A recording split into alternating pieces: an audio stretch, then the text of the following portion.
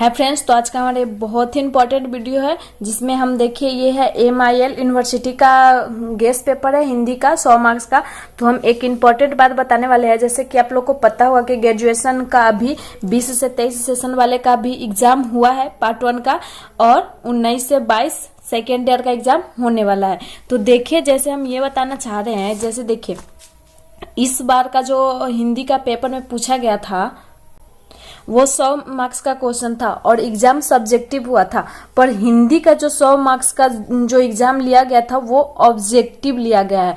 तो दोस्तों अब कंफ्यूज मत होइएगा, जैसे अभी 19 से 22 वाला मैंने पहले बताया है कि एग्जाम होने वाला है, तो अब कंफ्यूज ना होइएगा, पहले से ही तैयारी कर लीजिएगा। तो देखिए जैसे यहाँ पे क्वेश्चन दिया गया है, परीक्षार्थी यथासंभव अपने शब्दों में ही उत्तर दे, निम्नलिखित प्रश्नों को सही उत्तर का चयनित कीजिए। जैसे इसमें हमारा कितना है देखिए 1 2 और लास्ट में है 50 तक 50 क्वेश्चन दिए हुए हैं, जिसमें से हमको व्याकरण 10-15 व्याकरण का है, मतलब वही, और लिंग निर्णय करने वाला है। उसके बाद यहाँ पे है कुछ यही लिंग निर्णय करने वाला का है। उसके बाद है विपरार्थक शब्द है कुछ, उसके बाद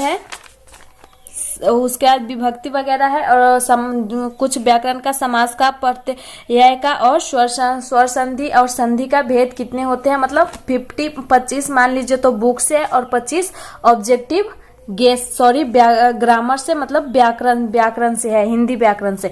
तो देखिए इसमें सबसे इंपॉर्टेंट क्या है, तो देखिए मैंने यूनिवर्सिटी का एक गेस्ट पेपर ले रखा है और देखिए हम बताते हैं इंपॉर्टेंट क्या था इसमें।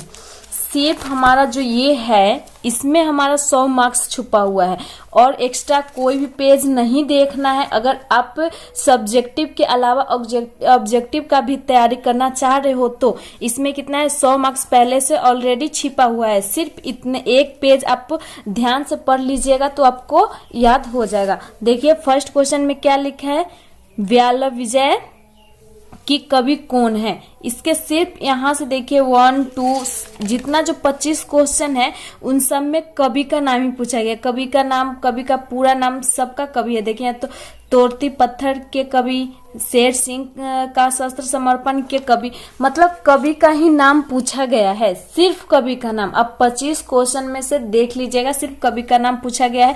ये इस बार का एग्जाम का क्वेश्चन है जो हम आप लोग को दिखा रहे हैं, कोई फेक नहीं है। बहुत आप एंड तक देखिएगा जिससे आपको समझ में आ जाएगी और आप कंफ्यूज नहीं होइएगा।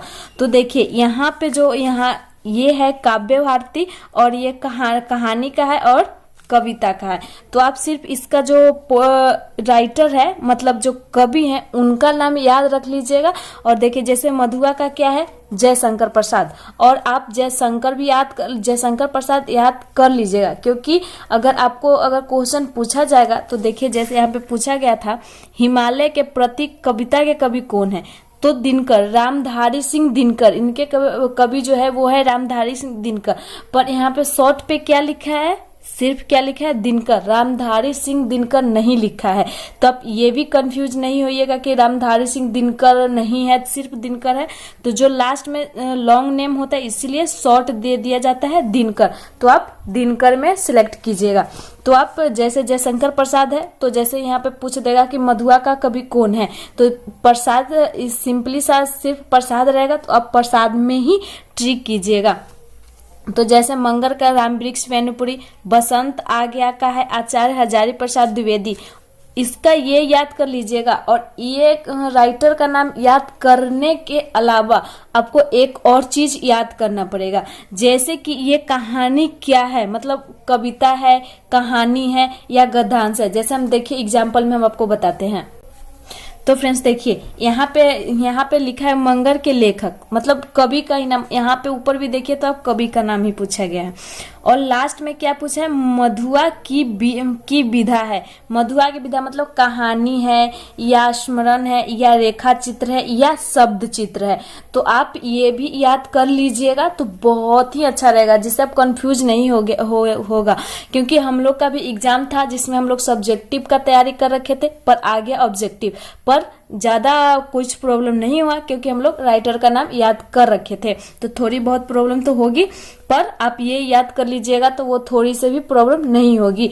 एग्जाम आने वाला है तो तैयारी में लग जाइए। तो देखिए मधुआ किस विधा की है, तो आप इसमें अगर पढ़े रहिएगा तो आसानी से समझ में आ जाएगी। देखिए यहाँ पे भी एक पूछा है बड़े भाई साहब की विधा, यहाँ पे भी पूछा है शत्रु की विधा, यहाँ पे भी पूछा है और कलम की जादूगर किसे कहा गया है, ये बीच में। उसके बाद देखिए फिर से पूछा है कितने चौराहे की विधा है, मतलब उपन्यास है या कहानी है या कविता है या रेखा चित्र है या स्मरण है। आपको पता होगा जब आप ट्रिक लगा पाओगे।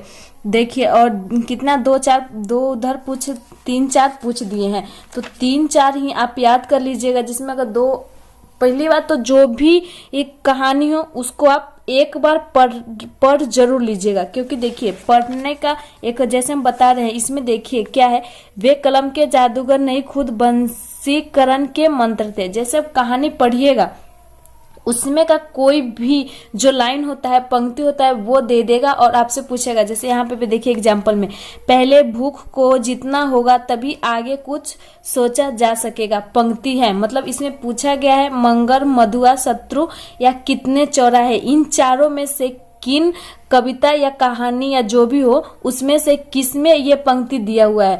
तो जब आप पढ़े रहोगे, जब याद रहेगा, जब भी तो आप ट्रिक लगा पाओगे। तो सबसे इम्पोर्टेंट बात, आप राइटर का नाम तो याद कर ही लीजिएगा, ये जितना सारा है सो एक बार जरूर पढ़ लीजिएगा, ये राइटर का नाम याद कर लीजिएगा। और जो आपको सही लगे, जो लगे कि हाँ ये इम्पोर्टेंट है न भी है, तो आप एक बार टाइम निकाल के, जैसे ये यहाँ पे लिखा हुआ है वैसे भी आप सब्जेक्टिव का तैयारी करोगे तो आप याद तो करोगे ही, तो उसमें ही आप याद कर लीजिएगा कि ये जो कहानी है वो गद्यांश है या रेखा चित्र है या कहानी है या कविता है। तो आपको बहुत ही आसान होगी एग्जाम में। तो देखिए फ्रेंड्स 50 क्वेश्चन ये 100 मार्क्स में था। जो इस बार एग्जाम हुआ है, बोला जा रहा है कि 19 से 22 वाला भी सब्जेक्टिव ही होगा और 20 से 23 वाला भी सब्जेक्टिव ही था, पर लास्ट में हम लोग को ऑब्जेक्टिव का एग्जाम देना पड़ा बिना बताए। पता नहीं था किसी को कि ऑब्जेक्टिव का एग्जाम होने वाला है। तो ऐसा आप लोग के साथ भी नहीं हो, इसलिए हम सोचे कि आप लोग को बताते हैं। तो आप कंफ्यूज नहीं होइएगा, प्रॉब्लम की कोई बात नहीं है। एक बार सिर्फ एक दिन में आप अच्छे से तैयारी कर लीजिएगा। तो आई होप आपको ये वीडियो अच्छी लगी हो, इससे कोई हेल्प मिलेगी आपको, तो प्लीज चैनल को सब्सक्राइब कर लीजिएगा, क्योंकि ऐसे ही वीडियो आपको मिलती रहेगी, ऐसे ही अच्छी वीडियो मिलती रहेगी। तो मिलते हैं नेक्स्ट वीडियो में। और हाँ, चैनल को सब्सक्राइब करना और बेल आइकन प्रेस करना ना भूलेगा, क्योंकि अगर बेल आइकन प्रेस नहीं कीजिएगा तो ऐसे ट्रिक वाली वीडियो की नोटिफिकेशन आप पे नहीं जाएगी। तो बेल आइकन प्रेस जरूर कर लीजिएगा। मिलते हैं ऐसे ही वीडियो के साथ, तब तक के लिए बाय।